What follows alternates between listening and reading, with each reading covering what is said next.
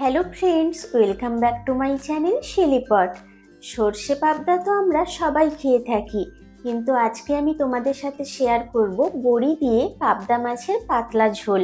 এটা খেতে কিন্তু গরম ভাতের সাথে অসাধারণ লাগে। তো চলো দেখে নেওয়া যাক কী কী উপকরণ লাগছে এই পাবদা মাছের ঝোলটা বানানোর জন্য। পাবদা মাছের ঝোল বানানোর জন্য এখানে আমাদের লাগছে 4 পিস পাবদা মাছ। মাছগুলোকে খুব ভালো করে ধুয়ে পরিষ্কার করে নিয়েছি।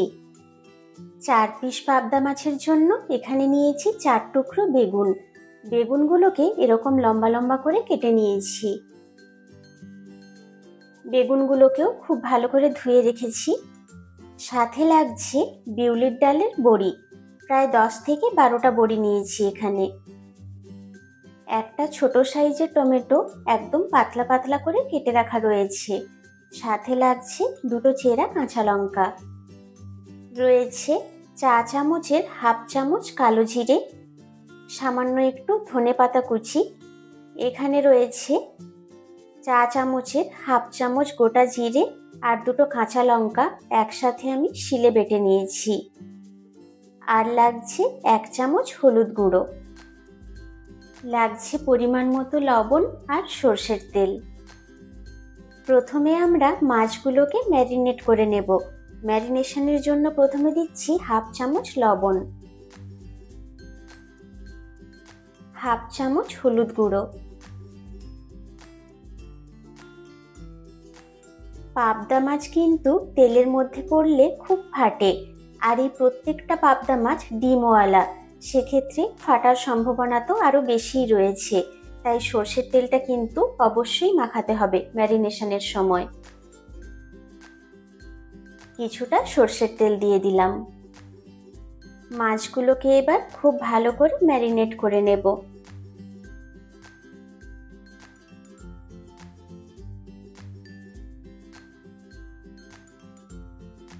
মাছগুলোকে খুব ভালোভাবে ম্যারিনেট করে নিয়েছি, এবার এগুলো ভেজে নেব।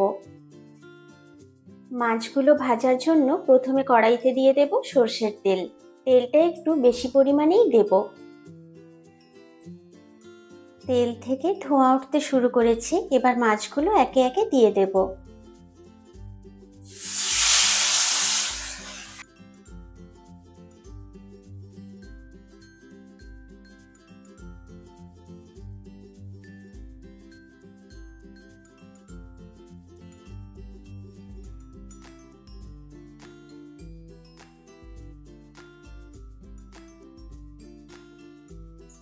মাছগুলোর 2টো পিঠ লাল লাল করে ভেজে নিয়েছি, এবার এগুলো তুলে রাখবো।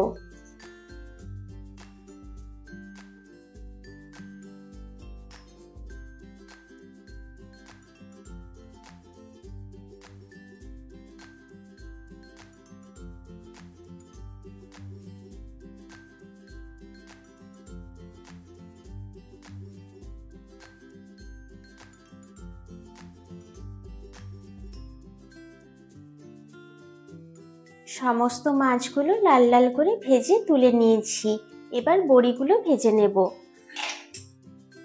মিডিয়াম ফ্লেমে বড়িগুলোকে লাল লাল করে ভেজে নেব।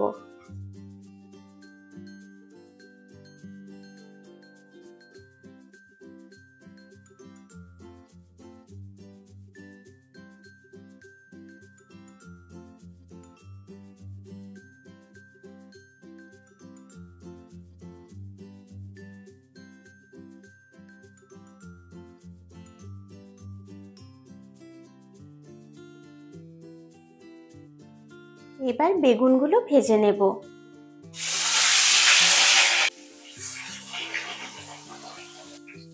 খুবই সামান্য পরিমাণে একটু দেব হলুদ গুঁড়ো,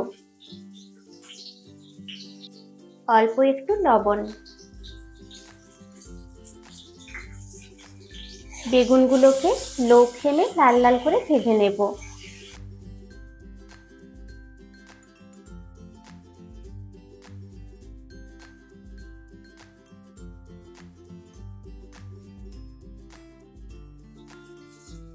বেগুনগুলোকে লো ফ্লেমে ভেজে নিয়েছি। লো ফ্লেমে ভাজার কারণে বেগুনগুলো কিন্তু ভাজার সাথে সাথে সেদ্ধ হয়ে গেছে।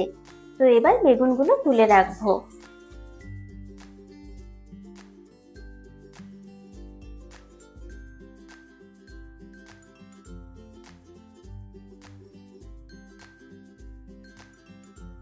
তেলের মধ্যে এবার দিয়ে দেব কালো জিরে ফোড়ন,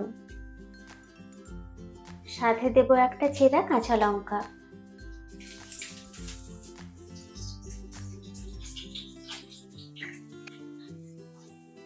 ফোড়নটাকে 1 মিনিট মতো ভেজে নিয়েছি। এবার দিয়ে দেব হলুদ গুঁড়ো,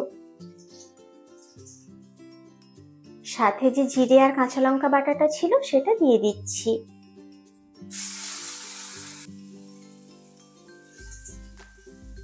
লো ফ্লেমে খুব ভালো করে মশলাটাকে একটু ভেজে নেব।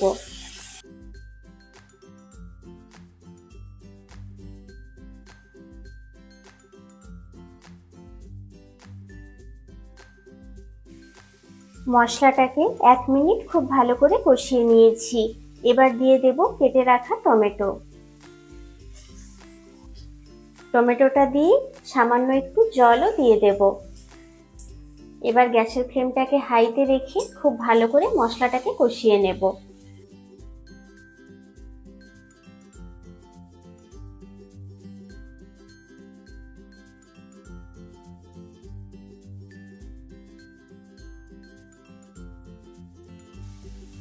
মশলাটাকে খুব ভালো করে কষিয়ে নিয়েছি।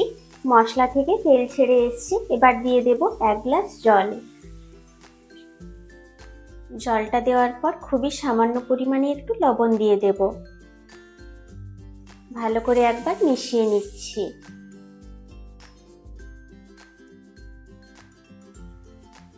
ঝোলটা খুব ভালো করে ফুটে উঠেছে। এবার ভেজে রাখা মাছ, বেগুন, বড়ি সবকিছু দিয়ে দেব।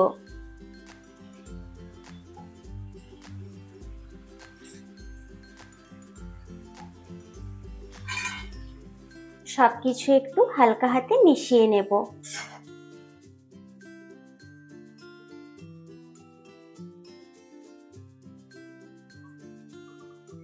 এবার একটা ঢাকনা লাগিয়ে লো ফ্লেমে রান্নাটা করে নেব।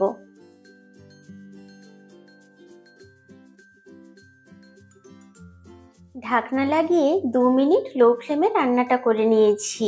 চলো এবার ঢাকনাটা খুলে দেখে নেওয়া যাক।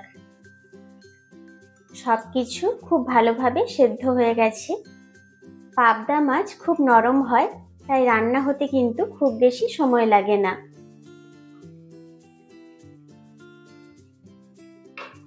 এবার উপর থেকে দিয়ে দেব একটা চেরা কাঁচা লঙ্কা আর দিয়ে দেব ধনেপাতা কুচি।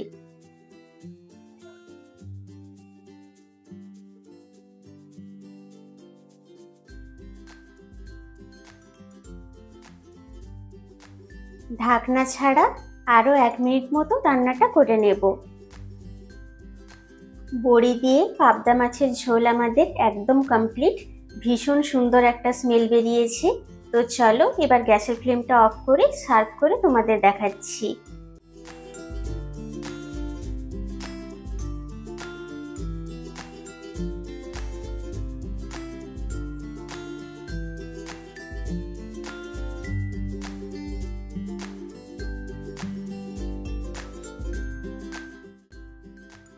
তৈরি হয়ে গেল আমাদের ভীষণই সিম্পল এবং সুস্বাদু পাবদা মাছের ঝোল রেসিপি।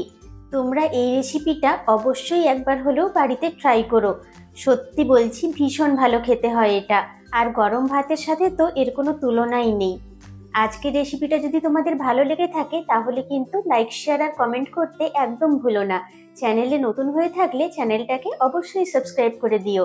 পাশে থাকা বেল আইকনটা অবশ্যই প্রেস করো, তাতে করে আমি যখনই কোনো নতুন ভিডিও দেব তার ইনস্ট্যান্ট নোটিফিকেশন পৌঁছে যাবে তোমাদের কাছে। দেখা হবে এরকম আরও অনেক নিত্য নতুন রেসিপির সাথে। Thank you.